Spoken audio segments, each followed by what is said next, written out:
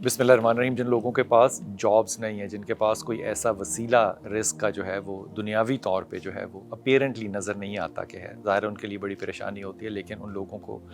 سورہ بقر جو ہے وہ قرآن حکیم میں اللہ کا یہ کام جو ہے یہ ضرور یاد رکھنا چاہیے کہ خدا تعالیٰ کہتا ہے کہ تمہارا رزق جو ہے وہ تمہاری عزت جو ہے، تمہاری صحت جو ہے، تمہاری بیماری جو ہے، یہ ساری چیزیں جو ہیں یہ اللہ کہتا ہے کہ میری ذمہ داری ہے. اب جس چیز پہ ہم بنیادی طور پہ فکر کر رہے ہیں کہ میرے پاس یہ نہیں ہے، اب سوچئے کہ تقوی کا کیا ہمارا لیول ہوگا کہ ہم اللہ پہ وہ بھروسہ نہیں کر رہے کہ اگر اللہ نے اپنا ذمہ اٹھایا ہے تو اللہ تعالیٰ ہو سکتا ہے کہ میرے مزاج کے مطابق، میرے خیال کے مطابق، میرے وقت کے مطابق، میری خواہش کے مطابق آپریٹ نہ کرے، جو کہ وہ اللہ ہے. وہ اس بات پہ کوئی مجبور تو نہیں ہے نا کہ وہ میری خواہش کے مطابق چلے. اللہ نے ایک وقت متعین کیا ہے اور رزق کے بغیر، میرے رزق پورے ہوئے کے بغیر اس نے اس دنیا سے مجھے لے کر نہیں جانا. سو یہ جو پریشانی ہوتی ہے نا کہ نہ ملنے کی، یہ بنیادی طور پہ ایک بیٹل ہوتی ہے جو کہ آپ نے خدا کے فیصلے اور اپنی ڈیزائر کے درمیان جو گیپ آتا ہے نا، یہ وہ انگزائٹی ہے جو کہ آپ کو پریشان کر رہی ہوتی ہے. کیونکہ رزق اللہ نے دینا ہے، ہو سکتا ہے آپ کی اس امید کے مطابق نہ ہو جو آپ نے سوچا. مثال کے طور پہ غور فرمائیے کہ ہم جب تعلیم حاصل کرتے ہیں تو ہمارا خیال ہے کہ ہم اپنی تعلیم کے مطابق جاب حاصل کریں گے، لیکن اب ایک لمحے کے لیے ذرا سوچئے گا کہ اگر آپ آرٹیفیشیل انٹیلیجنس میں آپ نے گریجویشن کیا ہے تو مائکروسافٹ کے مالک نے تو انٹیلیجنس میں کوئی کورس نہیں کیا نا، لیکن اللہ تعالیٰ نے اس کو کتنا کچھ دیا ہے. MBA بہت سے لوگوں نے کیا ہوگا، اکاؤنٹنسی بہت سے لوگوں نے کی ہوگی، لیکن ملک ریاض نے ان دونوں میں سے کچھ بھی نہیں کیا.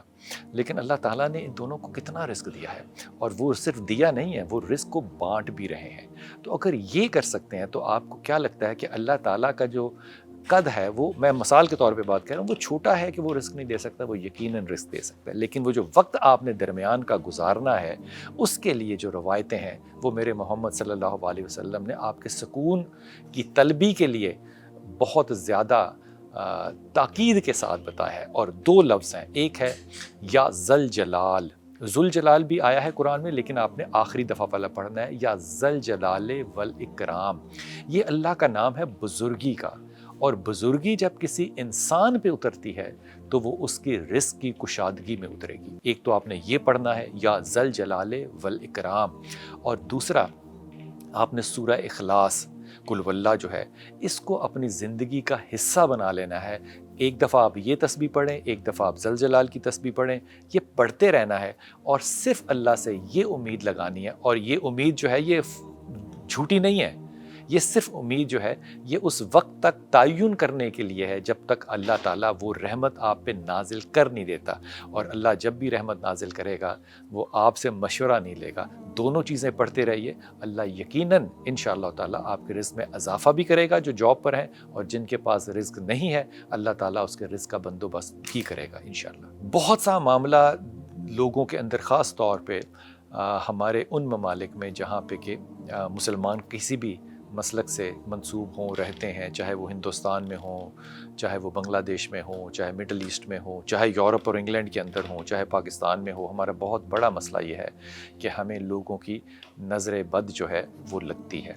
اب نظر بد لگتی ہے، اس پہ تو کوئی دو رائے نہیں ہے کہ نظر لگتی ہے، کیونکہ رسول پاک صلی اللہ علیہ وسلم جو ہے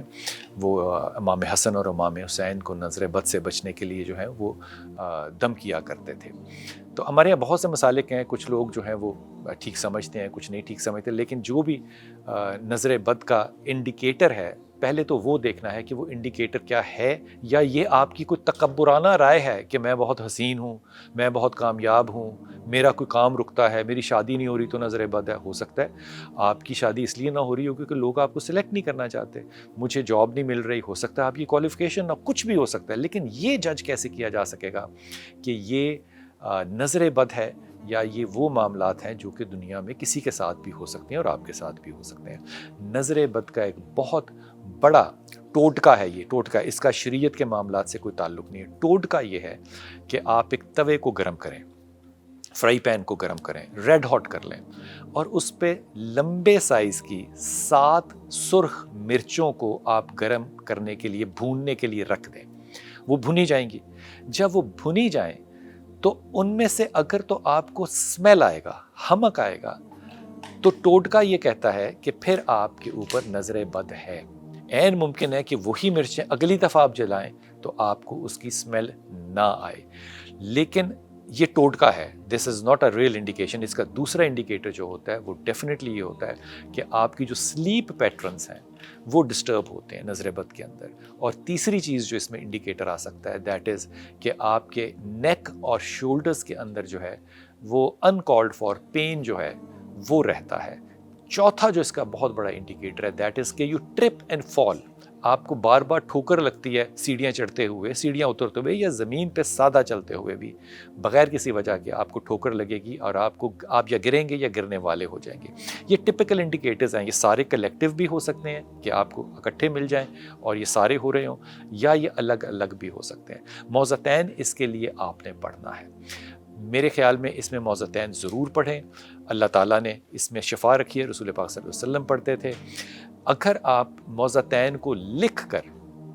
کسی کاغذ پہ اپنے پاس رکھ لیں تو یہ اس سے بھی زیادہ بہتر بات ہے۔ آپ اس کو اپنی گاڑی میں رکھیں، اپنے پرس میں رکھیں، لیکن جب پرس میں رکھیں تو احتیاط کریں کہ آپ وہ پرس جو ہے وہ اپنی پیٹھ پہ نہ رکھیں، اپنی فرنٹ جیب میں رکھیں یا کوٹ کی جیب میں رکھیں، لیکن آپ اس کو لٹکا بھی سکتے ہیں، آپ اس کو گلے میں بھی لٹکا سکتے ہیں، آپ موضعتین کی آپ تعویذ بنا کر بھی لگا سکتے ہیں۔ ایک بہت عمل جو کہ میں نے بزرگوں میں دیکھا کہ وہ جو کرتے ہیں دیٹ از کہ آپ 7 دفعہ الف لام میم، 7 دفعہ الف لام میم 7 دفعہ لکھ کر اس کا ایک چھوٹا سا کاغذ جو ہے وہ گول کریں۔ 7 دفعہ آپ نے الف لام میم سفید کاغذ پہ گرین پین کے ساتھ لکھنا ہے، سفید کاغذ پہ گرین پین کے ساتھ آپ نے لکھنا ہے الف لام میم، الگ الگ الف لام اور میم، اور اس کو آپ نے کسی بھی شیشی جو کہ ہو گھر میں اس کے اندر یہ کاغذ آپ نے ڈال دینا ہے اور اس کو کسی اونچی جگہ پہ رکھ دینا ہے۔ جب بھی آپ گھر کے اندر داخل ہوں، جب بھی آپ، یہ ایک ٹوٹکا ہے، جب بھی آپ گھر کے اندر داخل ہوں تو آپ نے السلام علیکم ورحمۃ اللہ وبرکاتہ پڑھنا ہے اور شیشی آپ کے سامنے ہونی چاہیے۔ یقین کیجئے یہ ٹوٹکا آپ کر کے دیکھیے، اس کا شریعت کے ساتھ کوئی تعلق نہیں ہے، لیکن گھر کے اندر داخل ہوتے ہوئے سلام کرنا اس کا شریعت کے ساتھ تعلق ہے۔ یہ ٹوٹکا کر کے دیکھیے کہ شیشی رکھیں گھر کے دروازے کے سامنے اور آتے ہی السلام علیکم ورحمۃ اللہ وبرکاتہ پڑھیں، اور شیشی کے اندر آپ نے جس کاغذ کے اوپر، سفید کاغذ کے اوپر پاک کاغذ ہونا چاہیے اور پاک شیشی ہونی چاہیے، الف لام میم 7 دفعہ لکھ کے رکھا ہے، انشاءاللہ تعالیٰ آئندہ آنے والی نظر جو ہے اس سے بھی آپ بچیں گے، اور جو نظر لگی ہے اللہ تعالیٰ اس سے آپ کی حفاظت کرے گا۔